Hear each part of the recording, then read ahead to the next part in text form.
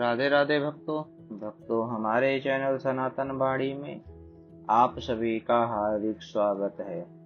भक्तों, श्री चैतन्य चरितावली में आज हम श्रवण करेंगे निमाई के भक्ति स्त्रोत उमड़ने से पहले की कथा। भक्ति तथा मुक्ति का प्रधान और मुख्य कारण कर्म ही है। निष्काम और सकाम भेद से कर्म दो प्रकार का है। सकाम कर्म भुक्ति प्रद है, उससे भू भुवः और स्वर्ग इन तीन ही लोकों के भोग प्राप्त हो सकते हैं, और निष्काम कर्म के द्वारा आत्मशुद्धि होकर साधक भक्ति तथा मुक्ति का अधिकारी बनता है। जो हृदय प्रधान साधक हैं, उन्हें निष्काम कर्मों के करते रहने से साधु महात्माओं में प्रीति उत्पन्न होती है। महात्माओं के अधिक संसर्ग में रहने से उन्हें भगवत कथाओं में श्रद्धा उत्पन्न हो जाती है।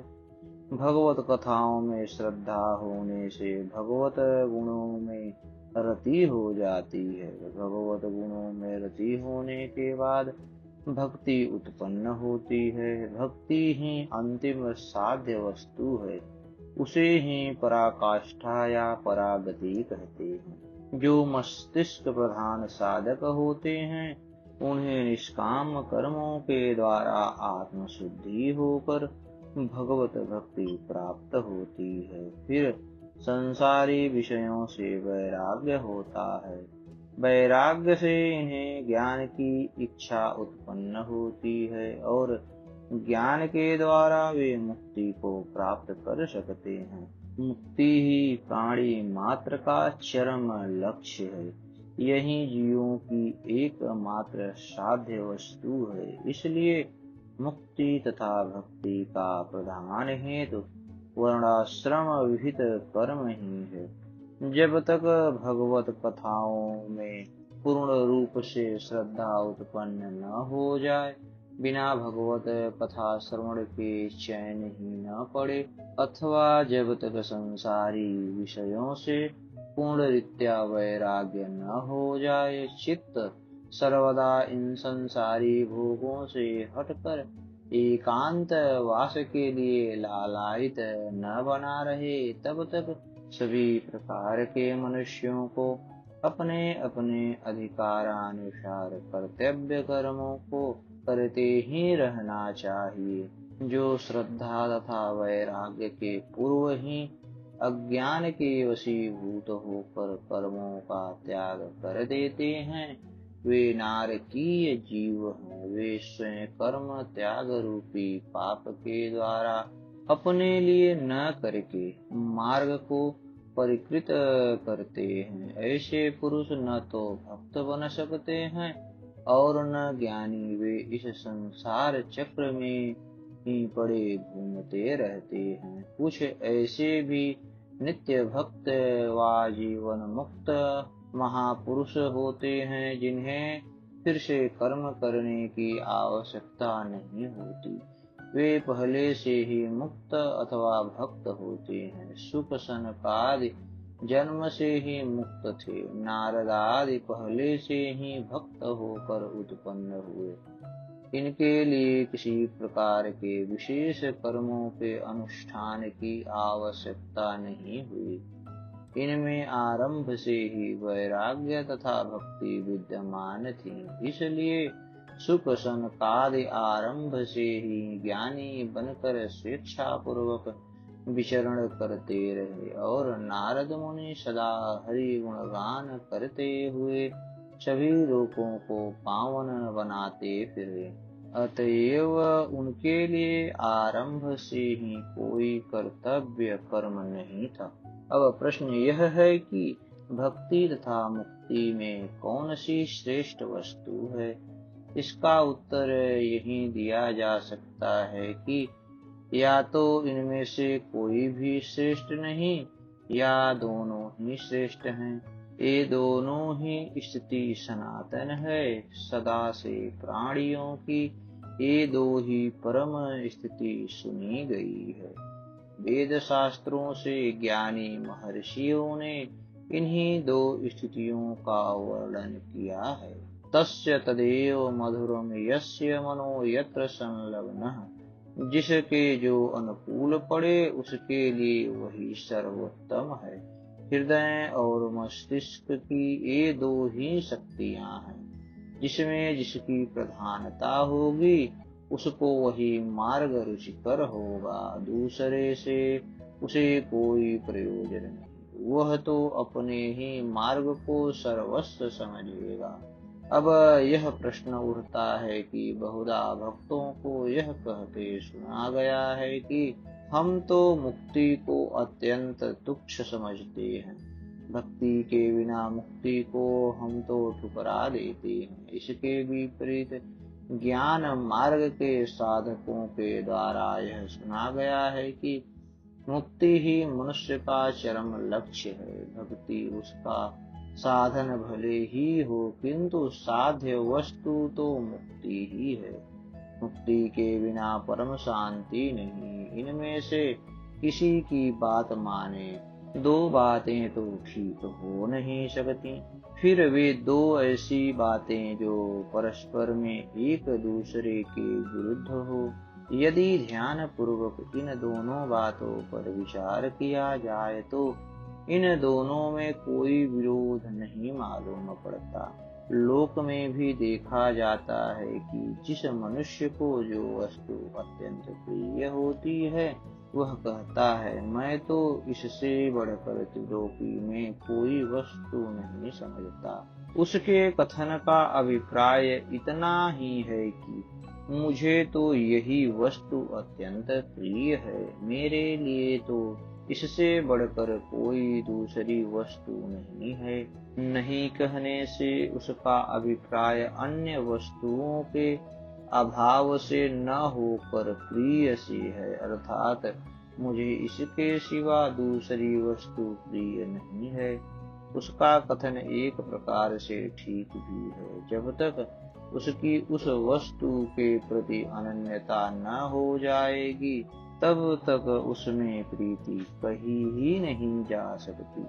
इसी प्रकार भक्ति का मार्ग जिन्होंने ग्रहण किया है उनके लिए ज्ञान के द्वारा मुक्ति प्राप्त करना कोई वस्तु ही नहीं है, और जिन्होंने ज्ञान के मार्ग से जाने का दृढ़ निश्चय कर लिया है उसके लिए किसी भी प्रकार के नाम रूप का चिंतन करना महान विघ्न है। ये सब साधारण लोगों के समझने के लिए साधारण सी दलीलें हैं। वास्तव में तो भक्ति तथा मुक्ति दो वस्तु हैं ही नहीं, एक ही वस्तु को दो नामों से पुकारते हैं।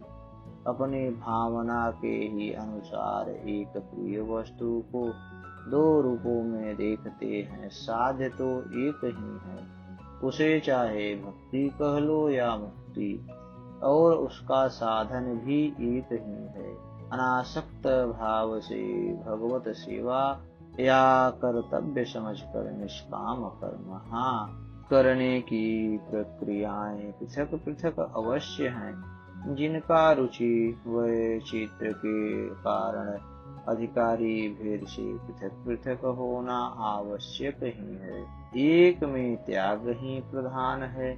घर को त्यागो, संसार को त्यागो, आसक्ति को त्यागो, नाम रूप को त्यागो, फिर अपने आप को भी त्याग दो। दूसरे में प्रेम की प्रधानता है। अच्छे पुरुषों से प्रेम करो, भगवत भक्तों से प्रेम करो, भगवत चरित्रों से प्रेम करो, प्रेम से प्रेम करो, फिर जाकर प्रेम में समा जाओ। ये मुक्ति भक्ति दो मार्ग है। महाप्रभु चैतन्य देव का जीवन तो भक्ति मार्ग का एक प्रधान स्तंभ है। उनके जीवन में शुद्ध भक्ति का परम पवित्र स्वरूप है। उसमें पक्षपात का लेश नहीं, दूसरे मार्ग के प्रति विद्वेष नहीं, किसी भी मार्ग की उपेक्षा नहीं, संकुचित भावों की गंध नहीं। वहाँ तो शुद्ध प्रेम है। ज्यों ज्यों आगे बढ़ना चाहो त्यों ही त्यों अधिकाधिक प्रेम करो, यही शिक्षा उसमें ओत प्रोत रूप से भरी पड़ी है। उनका नाम लेकर आज जो बातें कही जाती हैं वे चैतन्य देव की कभी हो ही नहीं सकती। इसका साक्षी उनका प्रेममय जीवन ही है। वे सांप्रदायिक विचार तो पीछे के संकुचित बुद्धि वाले लोगों के मस्तिष्क से निकलते हैं। अपनी चीज का नाम कोई जो चाहे रख ले, कोई रोकने वाला थोड़े ही है। चैतन्य का जीवन तो परम प्रेममय, सभी को आश्रय देने वाला परम महान है। उसमें भला सांप्रदायिक संकुचित भावों का क्या काम। इनके हृदय में प्राणी मात्र के भावों का आदर था। निमाई पंडित का अब दूसरा विवाह हो गया है। विष्णु प्रिया उनके सब प्रकार से अनुकूल आचरण करती हैं। उनका स्वभाव हंसमुख है। वे सुशीला हैं, गृह कार्यों में चतुर हैं और अत्यंत ही पति परायणा है। वे अपने पति को ही सर्वस्व समझती हैं। यह सब होते हुए भी निमाई का चित्त अब उदास ही रहता है, पता नहीं क्यों। अब उनकी वह चपलता न जाने कहाँ चली गई। घंटों एकांत में न जाने क्या सोचा करते हैं।